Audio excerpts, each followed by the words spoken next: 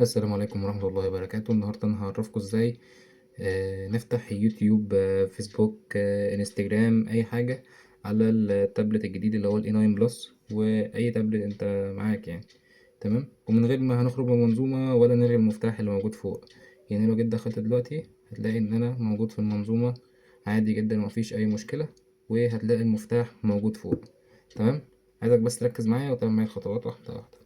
أول حاجة هنفتح جوجل كروم.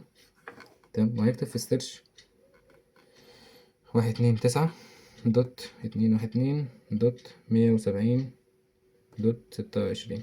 تمام، وهتدوس اوكي.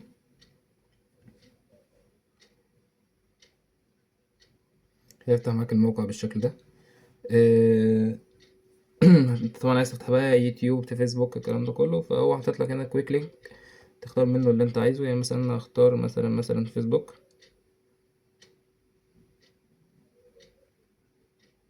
فتح لي الفيسبوك من غير اي مشاكل، وهكذا حبيت اختار يوتيوب هيفتح لي يوتيوب من غير اي مشاكل برضو، وبرضو من غير ما نشيل المفتاح او نخرج من المنظومة. فالطريقة دي مضمونة مليون في المية وهتنفع مع الكل. ممكن في وقت الكود ده يتقفل او الموقع ده يتقفل، فانا وقتها هنزل لكم الكود الجديد اللي هيكون موجود. ان هو ساعات بيتقفل وبينزل حاجات تانية بداله يعني. فكل ما يتقفل كل ما هنزل لكم آه الرابط الجديد مثلا او الاي بي الجديد. بس وادينا فتحنا يوتيوب اهو من غير اي مشكلة برضو. تمام، انت بقى عايز تفتح جوجل وتعمل سيرش مثلا وتحمل كتاب بي دي اف او تعمل الكلام ده كله. فانا مش عايز تخش على جوجل عشان لما تيجي تكتب العربي مش هيطلع لك نتائج. انت فاهم؟ هتخش على دك جو.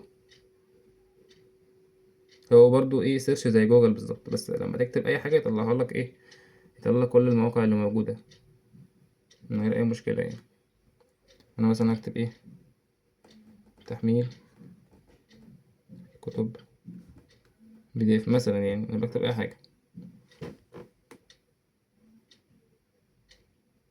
فطلع لنا كل النتائج عادي من غير اي مشكله.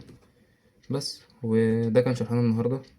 اتمنى تكونوا استفدتوا، ويا ريت لو عجبك الشرح يعني تعملنا لايك وتشترك في القناة وكومنت يعني لو انت عايز. بس وتعملش الفيديو لاصحابك عشان تفيدهم. شكرا والسلام عليكم.